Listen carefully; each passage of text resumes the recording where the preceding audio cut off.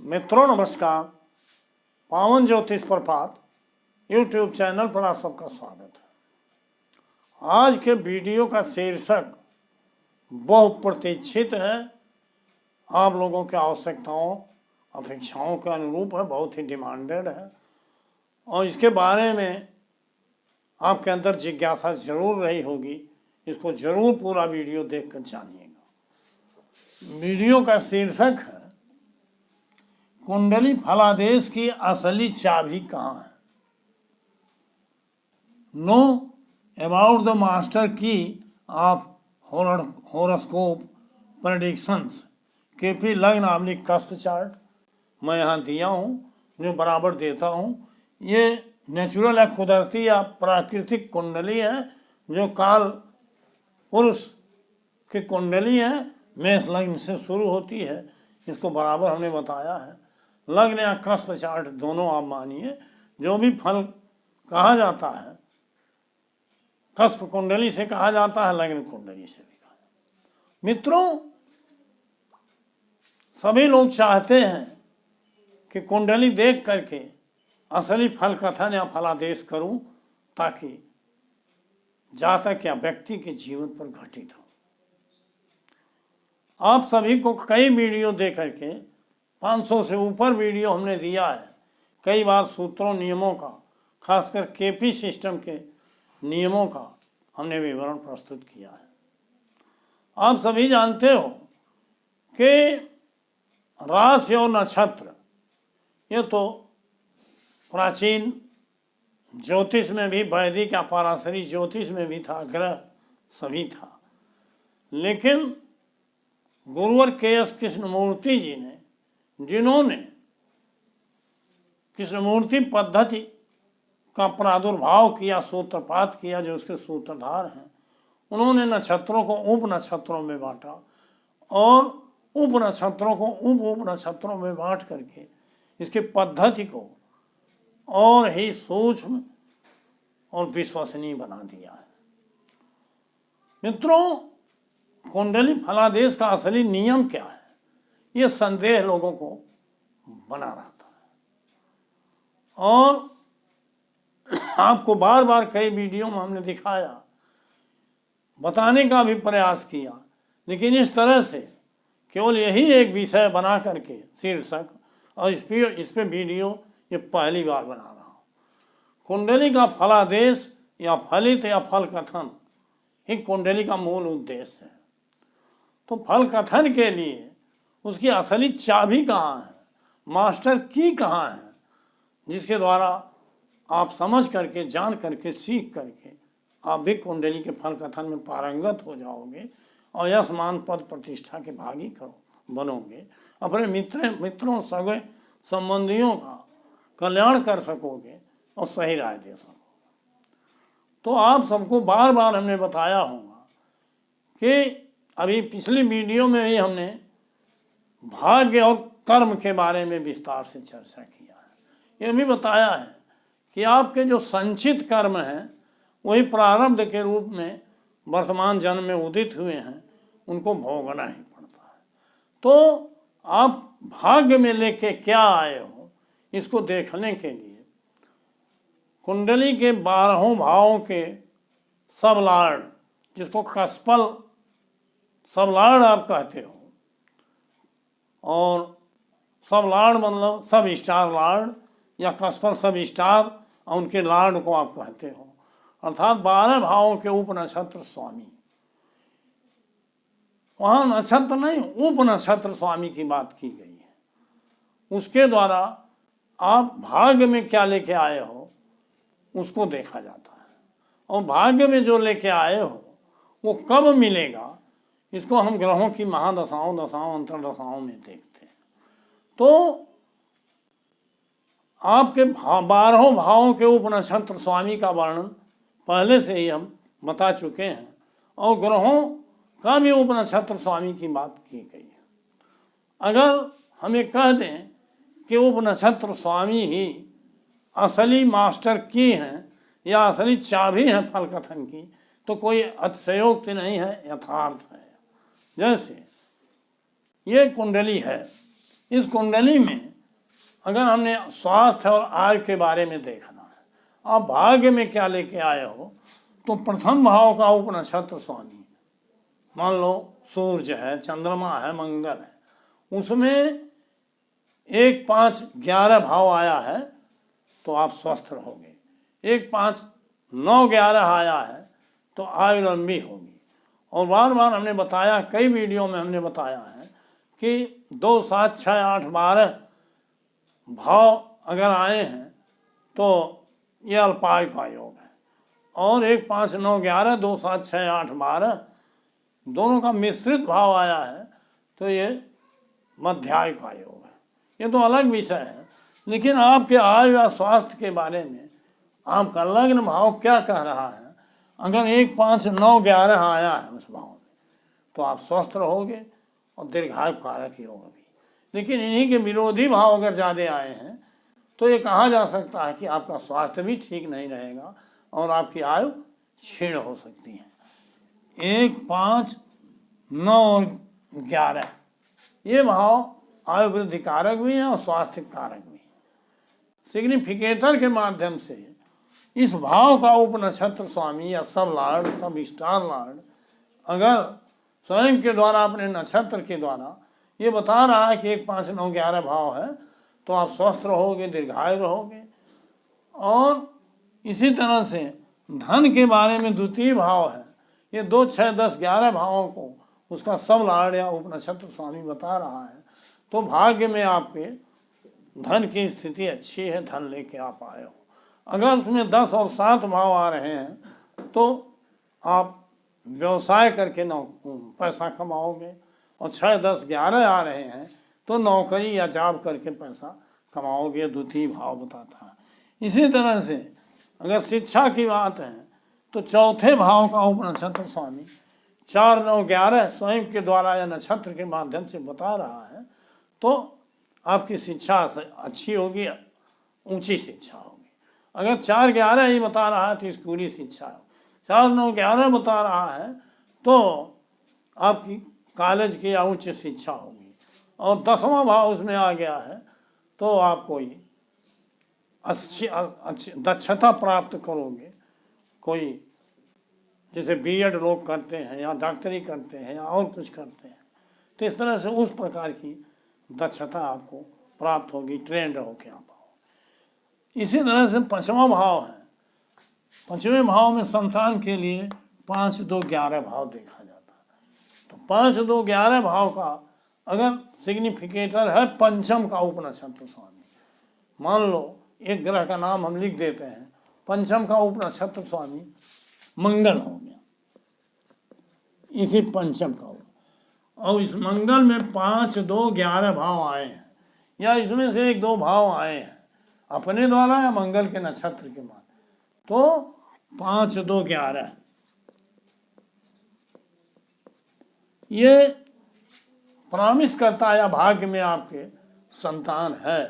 लेकिन अगर 5, 2, 11 नहीं आया है, 4 आ गया, 1 आ गया, 10 आ गया और 5, 2, 11 में से कोई भाव नहीं है तो भाग्य में संतान योग नहीं है। आप लाख भी प्रयास करो, कितना भी गोल्डन टाइम आ जाए तो संतान नहीं होगा। इसी तरह से विवाह का पक्ष लीजिए, सप्तम का नक्षत्र स्वामी 7, 2, 11 बता रहा है तो विवाह होगा। अगर इनके विपरीत भावों को बता रहा 7, 2, 11 नहीं आया है तो विवाह नहीं होगा, ऐसा 1-2% की कुंडलियों में देखा जाता। तो 1 से लेकर 12 तक के भावों के उप नक्षत्र स्वामी भाग्य की चाबी है, अर्थात प्रारब्ध में आप क्या लेके आए हो, उपनक्षत्र स्वामी उसकी चाबी है। लेकिन मेन तो है उपनक्षत्र, सब स्टार। अब मान लीजिए भाग्य में कोई चीज़ है, आप लेके आए हो नौकरी, संतान, शिक्षा, व्यापार, विदेश गमन या जो भी आप चाहते हो, इन्हीं 12 भावों से देखा जाता है। इसके उपनक्षत्र स्वामी बता रहे हैं, अर्थात भाग्य में है। तो आपको ग्रहों की दशा अंतरदशा में जाना पड़ेगा, वहाँ हम क्या बता, इसके लिए हम देते हैं कस्पल सिग्निफिकेटर्स, केपी कस्पल सिग्निफिकेटर्स। और जब हम ग्रहों के बारे में जानना चाहते हैं तो केपी प्लैनेट्स सिग्निफिकेटर अर्थात प्लैनेटरी सिग्निफिकेटर। यहाँ तो हम केवल उपनक्षत्र स्वामी की बात कर रहे हैं, जो केवल 12 भावों से मिलने वाले भाग्य से संबंधित, भाग्य में शुभ अशुभ फल क्या लेके आए हो, इस भाव से संबंधित ये आपको मिलेगा। रोग लेके आए हो कि स्वास्थ्य लेके आए हो, गरीबी लेके आए हो कि अमीरी लेके आए हो, व्यापार लेके आए हो कि निकम्मापन लेके आए हो, जो भी आए हो, ये 12 भाव के उपनक्षत्र स्वामी ही बताएंगे, कोई दूसरा नहीं बताएगा। इसी तरह से किसी भी ग्रह की महादशा अंतरदशा जो चल रही है, या जो सूर्य से लेकर केतु तक जितने ग्रह हैं, उसमें कौन सा ग्रह आपको भाग्य के अनुसार फल देगा या नहीं देगा। मान लो संतान संबंधी बात है तो 5, 2, 11 मंगल में है, यहाँ है तो प्लैनेट्स में भी होगा, लेकिन वहाँ भी ग्रह के उपनक्षत्र स्वामी को भी देखा जाता है। जैसे मंगल यहाँ तो उपनक्षत्र के माध्यम से 5, 2, 11 बता रहा है। मान लो मंगल का नक्षत्रेश सूर्य हो, तो सूर्य में 5, 2, 11 नहीं भी आया है, 10वां भाव आ गया है, 1 आ गया है, 4था भाव, तो नक्षत्रेश तो यहाँ निगेटिव बता रहा है, लेकिन 5, 2, 11 आया है मंगल में, तो भाग्य में कहीं न कहीं आशा की किरण है, संतान होगा। लेकिन यही बात जब आप महादशा अंतरदशा में देखोगे तो वहाँ ये चीज़ बदल जाएगी। महादशा अंतरदशा में ग्रह यहाँ तो केवल भाव के उपनक्षत्र स्वामी और उसके नक्षत्र को देखा गया है, लेकिन जब प्लैनेट्स सिग्निफिकेटर में देखोगे तो ग्रह को देखोगे। मान लो सूर्य है, ग्रह किसके नक्षत्र में है, मान लो मंगल के नक्षत्र में है, मंगल किसके उपनक्षत्र में है, मान लो चंद्रमा के उपनक्षत्र में है, और चंद्रमा किसके नक्षत्र में है, मान लो बृहस्पति के उपनक्षत्र में। तो इन चारों को आपको देखना पड़ेगा ग्रह का जब देखोगे, लेकिन वहाँ ये उपनक्षत्र स्वामी ही निर्णय करेगा कि वो फल आपको मिलेगा जो भाग्य में है कि नहीं। मान लो सूर्य में कोई भाव है, 7वां भाव है, 6वां भाव है, 5वां भाव है, और मंगल में दूसरा और 11वां भाव आ गया, तो 2, 5, 11 तो कहीं न कहीं है। लेकिन अगर उपनक्षत्र स्वामी यही चंद्रमा अपने नक्षत्र के माध्यम से 2, 5, 11 नहीं दिखा रहा, तो मंगल के नक्षत्र में होते हुए भी उपनक्षत्र नहीं सहयोग कर रहा है, ये नाते फल मंगल नहीं देगा। मंगल की महादशा में फल मिलेगा, लेकिन उसके अंतरदशा या प्रत्यंतर में नहीं मिलेगा। जिस ग्रह के नक्षत्र में और उपनक्षत्र में दोनों में 2, 5, 11 होगा, उसी समय संतान की प्राप्ति होगी। अर्थात कहीं न कहीं ग्रह का उपनक्षत्र स्वामी और भाव का उपनक्षत्र स्वामी, यही दोनों असली चाबी है आपके फल कथन के। इस रहस्य को आप जान गए तो आप निश्चित रूप से फल कथन में प्रवीण हो जाओगे मित्रों। तो 12 भाव के उपनक्षत्र स्वामी का अध्ययन, उपनक्षत्र का अध्ययन, असली चाबी उपनक्षत्र है। और ग्रहों के नक्षत्र के द्वारा सबल फल तो मिलता है, लेकिन अगर उपनक्षत्र सपोर्ट नहीं कर रहा है तो नक्षत्र में होते हुए भी वो फल आपको वह ग्रह देने में सक्षम नहीं है। अब उसकी महादशा चल रही है तो अन्य अंतरदशाओं में जिसमें उसके नक्षत्र और उपनक्षत्र दोनों सपोर्ट कर रहे हैं, उसी में वो फल मिलेगा। चाहे वो विवाह संबंधी हो, चाहे नौकरी संबंधी हो, चाहे शिक्षा संबंधी हो, चाहे व्यवसाय संबंधी हो, चाहे विदेश गमन संबंधी हो, या कोई भी विषय हो, स्वास्थ्य और आय संबंधी हो, आपकी रोग बीमारी संबंधी हो। रोग बीमारी मान लो है या हो गई है तो कब ठीक होगी? 1, 5, 11 का जब कार्जेश ग्रह इन भावों से का सिग्निफिकेटर जो होगा वह ग्रह आएगा, और उस ग्रह के नक्षत्र और उपनक्षत्र दोनों सपोर्ट करेंगे। अर्थात अगर उपनक्षत्र ग्रह में भी सपोर्ट नहीं कर रहा है और उपनक्षत्र भाव में भी सपोर्ट नहीं कर रहा है, इसका मतलब भाग्य और ग्रह दोनों साथ नहीं दे रहे। अगर भाग्य में कोई चीज़ नहीं है तो दशा अंतर्दशा या ग्रह सपोर्ट ही करे तो चीज़ नहीं मिल सकती है। और भाग्य में कोई चीज़ लिखी है, कोई कार्य लिखा है, कोई घटना लिखी है, तो महादशा अंतर्दशा में नहीं भी है, अगर एकाध भाव आए हैं तो अंतर या प्रत्यंतर में जिसमें उपनक्षत्र सपोर्ट कर रहा है और ग्रह या उसके नक्षत्र में वो भाव आए हुए हैं, उसमें वो घटना घटित होगी। लेकिन अगर महादशा में वो चीज़ नहीं है एकदम, तो उस महादशा को, जैसे मंगल की महादशा चल रही है, मंगल की महादशा 2-4 साल बीत जाएगी, राहु का आएगा, तो राहु में भी अगर वो पॉजिटिव भाव आया है तो वही विवाह कराएगा, वही नौकरी देगा, वही आपको हर सुख देगा। इसमें कोई ये नहीं है कि मंगल है तो देगा, राहु है तो नहीं देगा, शनिश्चर है तो नहीं देगा, बृहस्पति, ये स्थिति नहीं है मित्रों। बार बार हमने बताने का प्रयास किया है। अर्थात कुंडली द्वारा फल कथन की असली चाबी उपनक्षत्र के पास है और उसको, उस चाबी को उपनक्षत्र अपने स्वामी के माध्यम से उसके हाथ में देता कि इस काज को सिद्ध करो। चाबी तो उपनक्षत्र के पास है, चाहे भाव कुंडली हो और चाहे ग्रह का प्लैनेट्स सिग्निफिकेटर हो। इस चाबी उपनक्षत्र के ही पास है और उपनक्षत्र स्वामी जो ग्रह होगा उसके द्वारा ही वो फल प्राप्त होगा, चाहे वो शुभ फल है चाहे अशुभ फल है, वो तो प्राप्त होगा ही। अब मेरा खुद का लीजिए, मेरा भी एक्सीडेंट हुआ था, आपको बार बार चंद्रमा की महादशा, बुध की अंतर्दशा, फिर चंद्रमा के प्रत्यंतर में एक्सीडेंट हुआ, क्योंकि अब भाव कुंडली में भी जब अष्टम भाव को देखा जाए तो मेरे भाव कुंडली में भी 8वां 12वां था, और ग्रह में भी जब चंद्रमा में, बुध में और फिर चंद्रमा में अष्टम भाव जागृत हुआ तो चोट लग गई। तो इस तरह से वो फल तो मिलता ही है, लेकिन उस फल से बचाव भी होता है।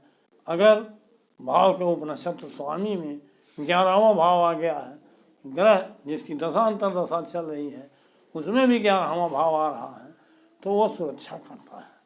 तो इस तरह से असली चाबी उपनक्षत्र के पास है और उपनक्षत्र स्वामी के माध्यम से उस जो ताला है वो खुलता है।